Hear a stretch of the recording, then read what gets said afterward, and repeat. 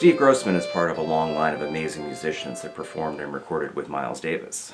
In fact, he actually replaced Wayne Shorter just as Miles was getting into his fusion period. And Steve was a great fit for that, although in later years I heard much more of a Sonny Rollins influence in his playing.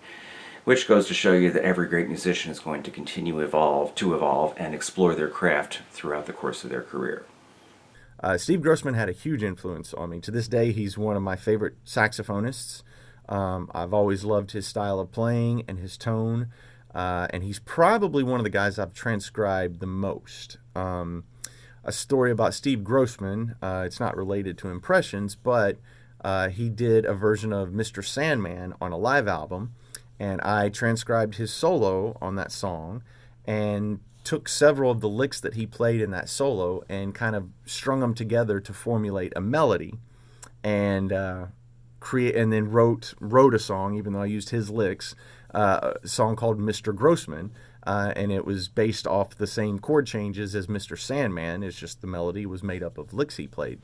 We recorded the tune Impressions by John Coltrane, and it actually follows the same chord progression as the Miles Davis tune, So What? Which is to say there's only two chords, a D minor and E flat minor. It goes back and forth there.